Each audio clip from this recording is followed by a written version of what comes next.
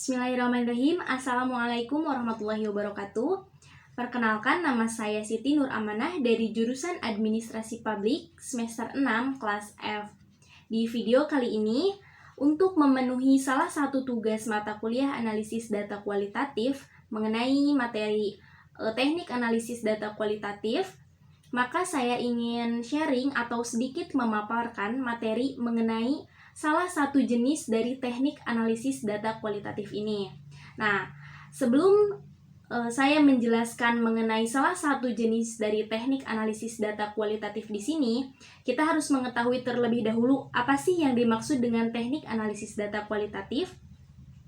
Nah, secara singkatnya, salah satu ahli mengemukakan bahwasanya teknik analisis data kualitatif di sini itu didefinisikan sebagai suatu proses mencari dan menyusun secara sistematis data yang sudah diperoleh, baik itu dari hasil wawancara, dari catatan lapangan, ataupun dari sumber serta bahan-bahan yang lainnya, sehingga nantinya itu akan lebih mudah untuk dipahami dan temuan-temuan yang didapatkannya akan lebih jelas untuk diinformasikan lagi kepada orang lain. Oke, selanjutnya itu di sini saya akan langsung menjelaskan mengenai salah satu jenis dari teknik analisis data kualitatif. Sebenarnya jenis dari teknik analisis data kualitatif di sini itu ada beberapa. Hanya saja saya akan memfokuskan untuk membahas satu jenis saja. Nah, jenis teknik analisis data kualitatif yang akan saya bahas di sini itu yaitu adalah analisis konten. Atau analisis konten di sini biasanya disebut juga sebagai analisis isi, di mana analisis konten di sini merupakan suatu penelitian yang bersifat pembahasan mendalam terhadap isi informasi, baik itu informasi tertulis maupun informasi yang tercetak di dalam media massa. Nah, analisis ini juga digunakan untuk menganalisis semua bentuk komunikasi, baik itu surat kabar, berita radio, iklan televisi, maupun semua bahan-bahan dokumentasi yang lainnya.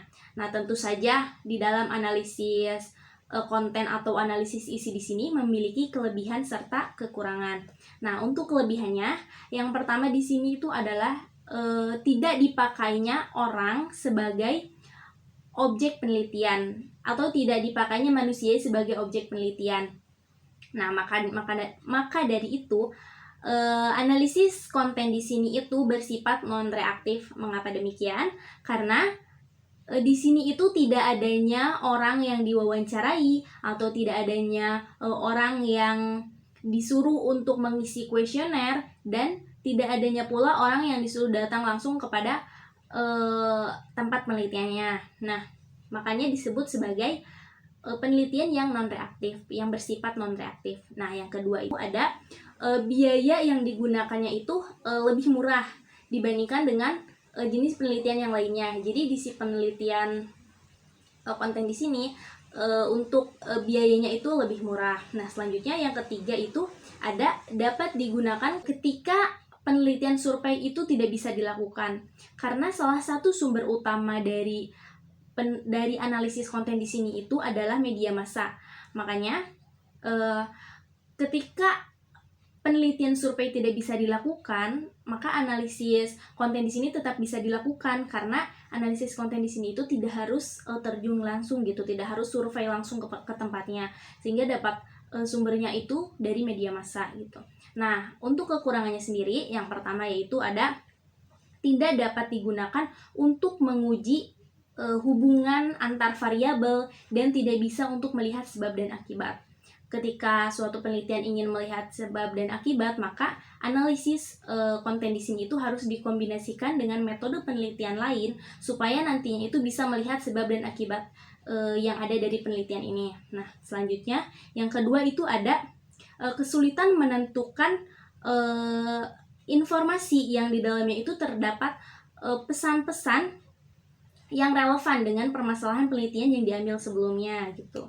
Nah, yang terakhir yaitu di sini ada prosedur-prosedur yang dilakukan ketika melakukan analisis konten. Nah, prosedur-prosedur di sini itu yang pertama yaitu ada perumusan masalah.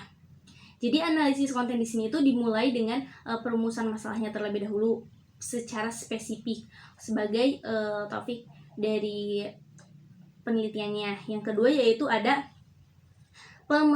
pemilihan sumber atau pemilihan media, dimana nanti itu di sini itu adalah untuk memilih sumber-sumber data yang nantinya akan digunakan sebagai sumber informasi untuk penelitian di sini. Nah, yang ketiga yaitu ada definisi operasional, di mana definisi operasional di sini berkaitan dengan unit analisis. Nah, penentuan unit analisis di sini itu dilakukan berdasarkan topik atau masalah riset yang telah ditentukan sebelumnya gitu. Nah, selanjutnya yang keempat itu ada pelatihan penyusunan kode dan mengecek reliabilitas. Nah, kode di sini dilakukan untuk mengenali ciri-ciri utama dari si kategori. Nah, idealnya itu 2 atau lebih coder sebaiknya meneliti secara terpisah dan reliabilitasnya dicek dengan cara membandingkan satu demi satu kategori.